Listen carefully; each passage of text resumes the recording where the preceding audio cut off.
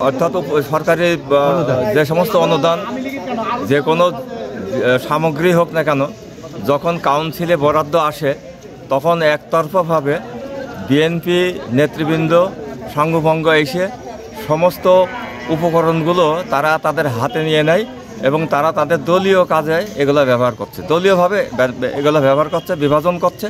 এখানে অন্যান্য দলমতের মানুষ এর হিসাব বুঝে পাচ্ছে না, দেওয়াও হচ্ছে না। যে যারা ন্যায্য পানিওয়ালা সমাজের হতদরিদ্র মানুষ তাদেরকে চিহ্নিত করে এগুলো দেওয়া হোক। 5 আগস্টের পরে যেই স্বাধীনতা আমরা পেয়েছি, এই স্বাধীনতার ভিতর থেকে এক শ্রেণীর মানুষ যারা এই বিএনপি ডাইরেক্ট এক কথা, আমরা প্রশাসনের মাধ্যমে আমরা যে স্যারগুলো আমাদের বলেছে যে কাউন্সিলে যে জিনিসগুলো আসবে তোমরা সবাই মিলেমিশে সমন্বয় করে গরিব দুঃখী যারা পাওনাদার, এখানে কোনো 8 রশি 9 রশি 10 রশি বা দেওয়ান বা কোনো দল নির্বিশেষে যারা পাওয়ার উপযুক্ত তাদেরকে প্রদান করবা। কিন্তু এখানে আমাদের না ডেকে বিএনপিরা নিজের স্বইচ্ছায় তারা নিজের সংগঠনের সাথে তারা মানুষদের জিনিসগুলো পাচার করে দিচ্ছে, তারা মন গড়া এগুলো দিয়ে দিচ্ছে। মানে এগুলো আমাদের কোনো সময় তারা ডাকছে না।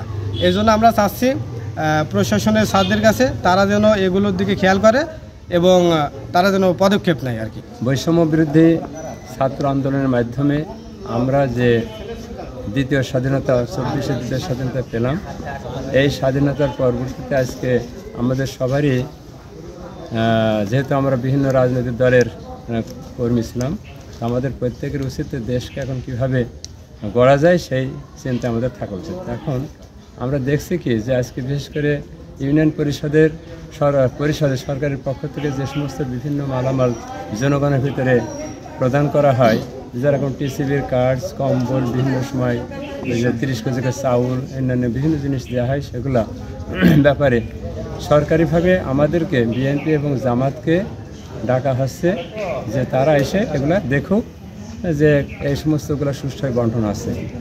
তা আমরা এসে দেখছি যে এখানে বন্টন করার সময় দেখা যাচ্ছে যে বিএনপির তারা এলাকায় তারা বেশি সক্রিয় হওয়ার কারণে তারা দেখা যাচ্ছে কি তারা নিজেদের ভিতরে সেই সমস্ত কার্ডগুলা দলীয়ভাবে নিজেরা সেই সমস্ত কার্ড নিয়ে তাদের দলীয়ভাবে তাদের নিজেদের ভিতরে বিতরণ করছে তাদের অনুকূলে ভোট নেওয়ার জন্য। এখানে জামাতকে প্রাধান্য দেওয়া হচ্ছে না এবং জামাতের কথা শোনা হচ্ছে না। তো সেই জন্য আমরা এ ব্যাপারে প্রশাসনকে আমরা উদ্যোগ নেওয়ার অনুরোধ করছি। এর আগে আমরা ডাকছিলাম, পিন্টু ভাই ডাকছিলাম, ভাইও ছিল, আমরা কম্বল বসে ওখানে কথাবার্তা ফাইনাল হলো যে আমরা কম্বলগুলো এইভাবে দেবো, কথাবার্তা ফাইনাল হয়ে গেল। ফাইনাল হয়ে যাওয়ার পরে আমি বললাম তাহলে বিএনপি থেকে জামাত থেকে যেভাবে তালিকা দেবো সেভাবে আমরা মালটা দেবো। এখন তালিকা নিয়ে আসছে মাল দিতে, আমরা তো ওই লোকের বাড়ি বাড়ি যাবো না, এবার মাল নিতে আসছে, আমরা সেভাবে গোছ করে মাল দিচ্ছি দিতে। এখন জামাত বলছে আমাদের বলিনি, যখন বলিনি তাহলে আমরা তো সেই মাল সেভাবে দিতে পারবো না, যেহেতু এখন আমাদের সরকার যখন কোনো সরকারি ক্ষমতায় নেই, সরকার তো এখন আমাদের অন্তর্বর্তীকালীন সরকার, কারণ সেই সরকার থাকা অবস্থায় যেভাবে মালটা আমাদের দেওয়ার কথা আমাদের প্রথমে একটা চিঠি দিয়েছিল সেইভাবে আমরা মালটা দিচ্ছিলাম। এখন যখন তাদের সমন্বয় হচ্ছে না তখন তো সে মাল আমরা দিতে পারি না, কারণ মাল আমরা স্থগিত করে রেখে দিলাম।